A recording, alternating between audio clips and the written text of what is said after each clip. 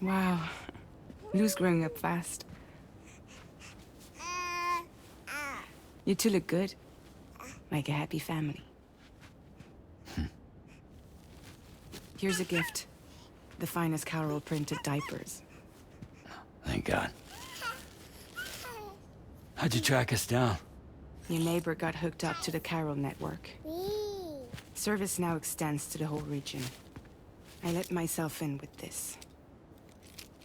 You can use Carol printers now, too. Guess it's time we thought about moving. Maybe further south. You know, I'm surprised you used the front door for once. My jumping days are behind me. Overdoing it left me with some kind of syndrome. They call it jump shock.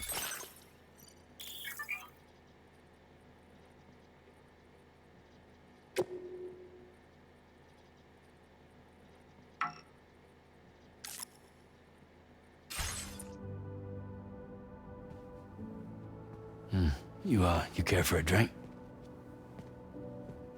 Thank you, but no. I should get straight to the point. Business, huh? I mean, for a moment there, I thought maybe you wanted to catch up. I have a job for you. Take it, and that whole mess over how you left Bridges will be wiped from the record. You won't have to live in hiding anymore. What about Lou? That's a little more complicated. We're talking about a Bridges asset. You'll have to work it out. Sam, you brought America together. Helped it be reborn as the UCA.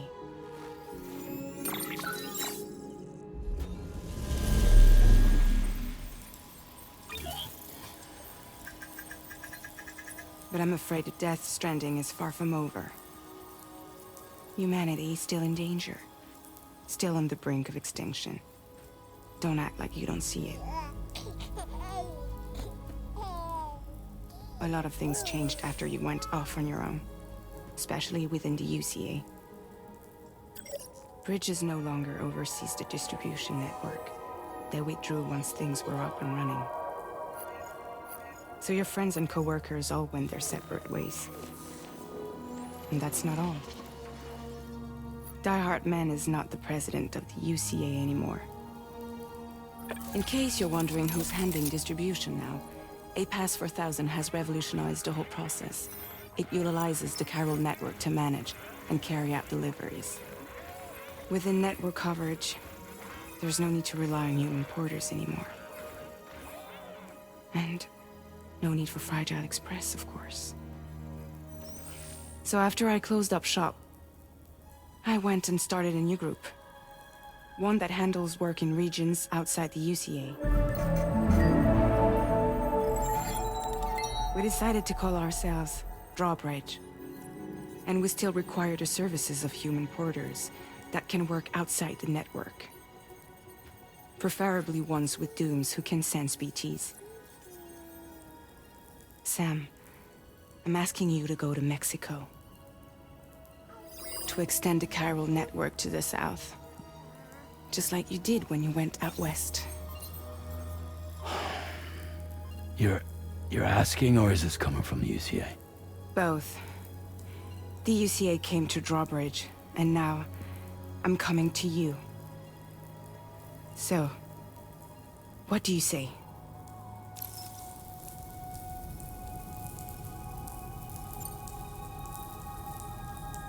Seriously, why me? There are several reasons I thought of you for this job. Deadman, for one. He's currently working at a lab in southern Mexico. I don't know the details, but the research they're conducting there is important. Very important. And there are certain things he'd like to tell you in person.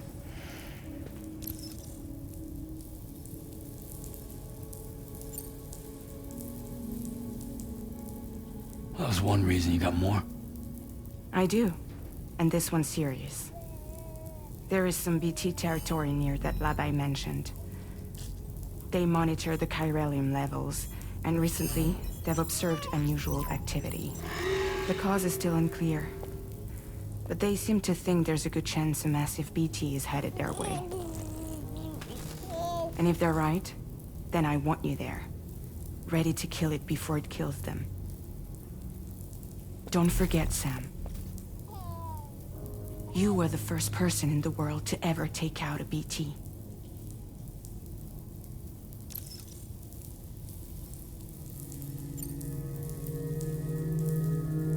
Guess that makes sense. But something's still bugging me. What? All this talk about extending the network into Mexico. Isn't the UCA basically expanding their territory? Taking control? Claiming it for their own? Sam, it's not like that. They're not trying to take over the world. They just want to link up new areas with the chiral network. Like the internet before the Death Stranding. Public infrastructure to connect people.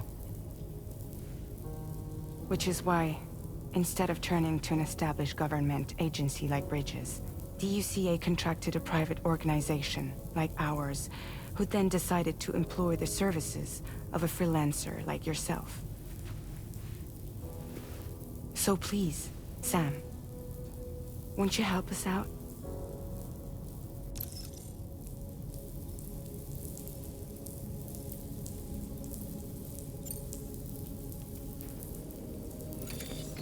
Chiralium contamination is severe. Some areas have it worse than anything you experienced back in the UCA. The timefall storms are growing more intense as well. And, as you can imagine, everything in their path is subject to temporal acceleration. Objects and structures degrade rapidly, while animals and humans grow old and frail in the blink of an eye. Timefall often precedes the appearance of BTs there too. So you should do everything you can to stay out of it as much as possible. There are many other dangers, though. The rivers can flood in an instant, and earthquakes happen daily.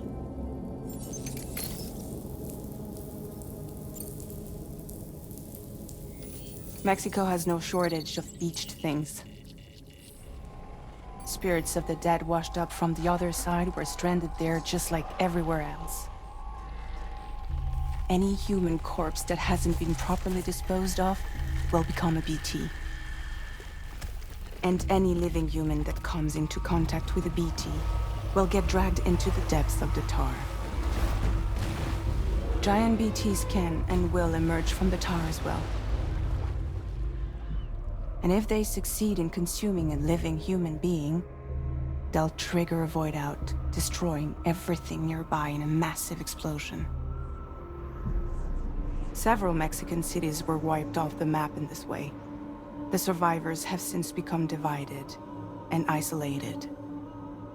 As most people cannot see BTs, they live in fear of them, and that fear has made them too terrified to venture outside.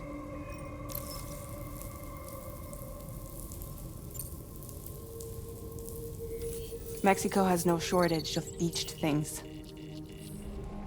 Spirits of the dead washed up from the other side were stranded there just like everywhere else. Any human corpse that hasn't been properly disposed of will...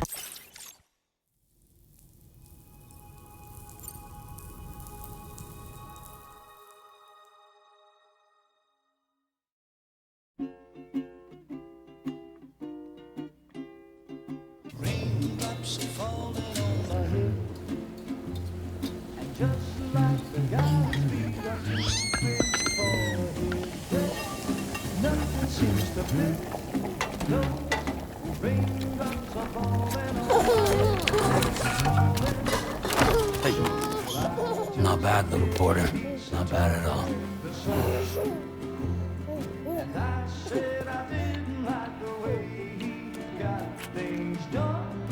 Okay, Lou. Time for some nom-noms.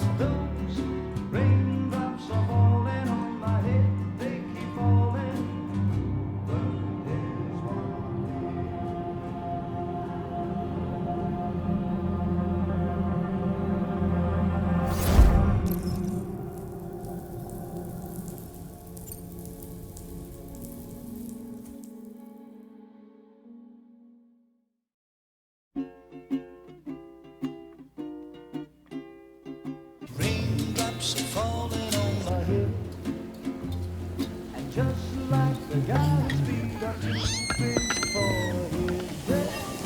Nothing seems to fit. Those raindrops are falling on my head. Not bad, little porter. Not bad at all. And I said I didn't like the way he got things done. Okay, Sleeping Lou. on the Time for job. some nom-noms. Those raindrops are falling on my head. They keep falling.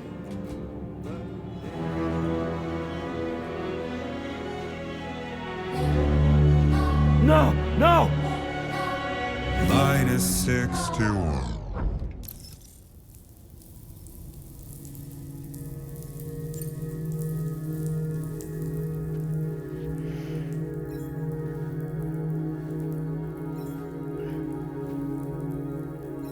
Yeah, all right.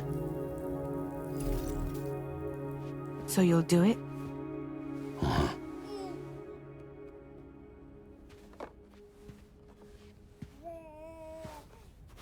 What about Lou, though?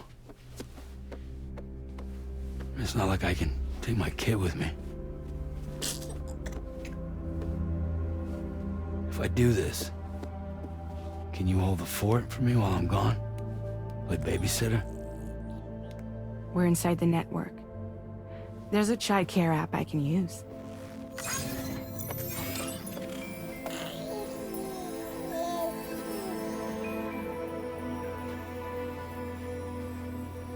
It'll be fine. The lab is only a few days away. I promise he'll be back before you know it.